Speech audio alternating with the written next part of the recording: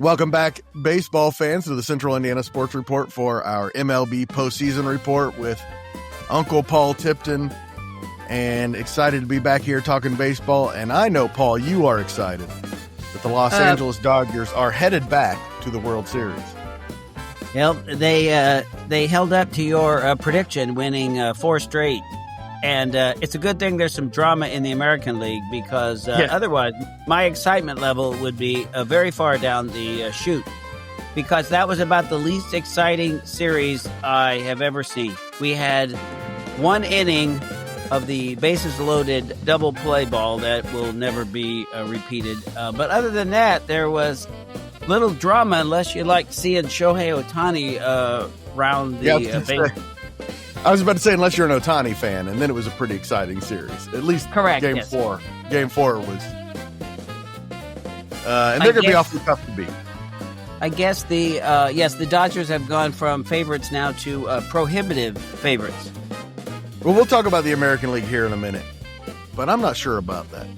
I came into this thinking the National League team was going to win that, but I've been quite impressed by both teams in the ALCS. I've been saying the entire year on the baseball report that the next time Gene Suarez gets a big hit will be the first time, and congratulations to Gino. That was very dramatic. That was a game yesterday of the bases loaded, because each team had the bases loaded with nobody out, and the Blue Jays couldn't get the ball 3 feet past home plate, and Gino came through for the second time in a game. I didn't think he had 2 home runs in him, even though he did hit 4 home runs in a game once. He's always capable of doing that. As a Reds fan, he spent the bulk of his career in Cincinnati, and he did a lot of that. It just was never in the clutch. Never once was it in the clutch like it was yesterday. The Blue Jays didn't score. And the Mariners had the home run. What they did was the next 5 guys scored after they got the bases loaded, and that's it. The one rule change that I think most fans would really like, and the one that I appreciate, I usually call the Bruce Bochy rule of a reliever has to face 3 batters. And I think they could tell in Seattle yesterday that Little did not have it after he gave up the tying home run and then walked 2 guys. I'm not sure how I feel about the rule. I kind of feel like Abner Doubleday nailed it the first time, and there was really no reason to mess with any of this. But most people disagree with me, and it makes the game more interesting when you have to throw to 3 batters, that's for sure. This is what's been really impressive when you look back at all the games, how many relievers, these bullpen games and other games, the bullpen just usually hasn't imploded unless they put in one of their lesser tier guys towards the end.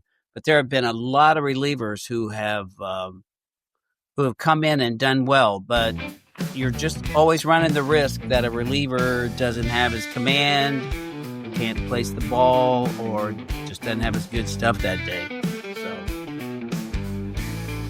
the Dodgers are now 1-2 to win the World Series, which means they're minus 200 odds,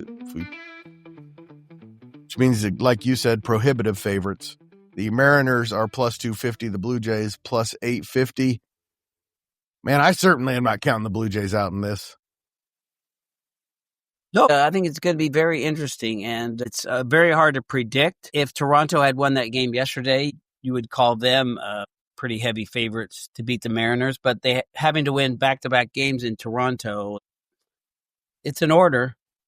I don't know how tall it is, but it should be interesting. The next 2 games, or one, should be very, very dramatic, and then we'll just have to see if the Dodgers resting again sets them off. They haven't had to rest during this whole time. The Reds kept them sharp, then the Phillies kept them sharp. So if they have 3, it's going to be several days. Well, it starts Friday either way. Yeah, it's going to be it's at least 5 days off. So it might be good for baseball if the Dodgers get a little rusty. Yes, it might. Also, I think the Mariners and Blue Jays both look like championship-worthy teams, don't they? I think you can now project either of those teams to, and we hope certainly do a lot better than the Brewers did. That was sad. Even for people who say, like our host here, does not really appreciate the Brewers in the clutch. That that was so disappointing. 4 runs in 4 games. I just want to point out that you guys mocked me when I said that the Dodgers were going to sweep, and you made me repeat myself. That's how much you guys were mocking me, that the Dodgers were going to win 4 straight. And not only did they win 4 straight, but it wasn't close. You pushed me to a very radical position that seems insane now. But in hindsight, it certainly does. Yes. Yes, I hate that you were right. Not that you've been right so many times, but right about that. It's just baseball needs more drama than that. So. The question is, I think, can the Blue Jays score some runs against Logan Gilbert? Yes. Isn't it weird that Bryce Miller has seemed to be the most effective starter for Seattle? So they used Brian Wu yesterday, I noticed. A lot rides on the shoulders of Logan Miller, but of course, if it's Game 6 and you don't have to win it, it can't be. Maybe he'll be more relaxed that way. Who would it likely be in Game 7? I wouldn't think you'd go back to Castillo, would you? That's a very good question, isn't it? Yeah. Castillo had been so hot for the last month, and then he's up against Scherzer. That had to be the funniest moment in the whole series. That moment where the manager goes out to take Scherzer out of the game, or at least just to check on him. I noticed he didn't call for anybody, but that is so much fun. And reading his lips, a lot of fun. Max Scherzer is he's not a person who keeps his opinions to himself. No, and the fact that he's got the one blue eye and the one brown eye just makes him look even more the madman. And he definitely is the madman. And when you're that good, you're allowed to be. It certainly strikes a little bit of a twinge in all the hearts of Diamondbacks fans, because 14 years ago, the Diamondbacks were convinced that his arm was not going to last. His mechanics were so unconventional. And 14 years ago. They let him go, and here he is at the age of 40. Again, his last month had been horrible, but I guess what he gets in these postseason, and just he's different. It is kind of weird, isn't it? I think the greatest thing that could happen would be Scherzer meeting Kershaw in the World Series. I doubt if we'll get that lucky, but it's something to. You're convinced that either of these teams could pose a real threat to the Dodgers' inevitability here then, huh? I don't see why not. I think both lineups are good enough to produce runs against anybody. And I think both pitching staffs are capable of shutting down anybody on the right day, sure. I would be much more confident about the Mariners with their pitching against the Dodgers than I would the Blue Jays. But I think there are 3 teams left, and all 3 can win the World Series. And what the Blue Jays lack in the pitching, they probably make up for with absolutely with some of the hitting. They could outslug the Dodgers for sure. Not saying they're going to. The second funniest scene was Alejandro Kirk coming home on a single from second base yesterday. Vladimir Guerrero Jr. is in the dugout fanning him off. They were having a great time with that. A good throw would have had him, but it was way up the line. And I was listening to the Mariners radio team at that point. They were stunned. Neheis? Yes. Mm-hmm. Mm-hmm. Wow, he's been around a long time. They're operating without Dave Sims. I was flipping back and forth between the Blue Jays. They're fun to listen to when their prospects for the team are good, and so I kept going back and forth. So you're hedging your bets at this point, then? I wouldn't say that, except for that I feel like the last couple of Blue Jays Mariners games kind of raised my eyes that these two teams are playing awfully well.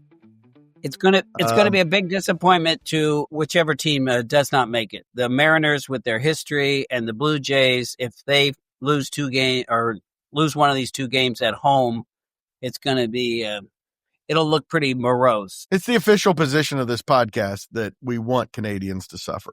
So, well, I hate to disagree with you again, but. Paul, they're your neighbor. You're supposed to mock them. California is our neighbor out here, but the prospects of the Dodgers romping to a 5-game World Series title again is beyond disappointing. That would be very sad for us out here in Arizona. For us across the country, except for Los Angeles. And Brooklyn really hates it. Yes, correct. And San Francisco really hates it. Okay, one more thing about the Mariners and the Blue Jays. I guess this means we're guaranteed one of the two stupidest home run celebrations.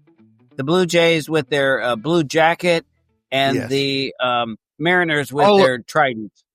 Yeah, and all of them are dumb. You may feel differently, no? I think they're all dumb. Okay. A lot of teams, hitting a home run isn't enough for you? You got to throw on a jacket? What the? A lot of teams have done this. And the Reds is the Vikings thing, which is pretty cool for that, but they're all dumb. I'm glad to hear you say that. I find the trident and the jacket to be equally goofy. A little celebration is okay. We haven't. It was the Blue Jays many years ago who started the whole bat flip way up in the air kind of thing. So I remember the day that it started. It kind of set off two camps in baseball. Yes, whether this is acceptable or not, and apparently we lost. There's been many bat flips this season, but in the postseason, it's been pretty restrained.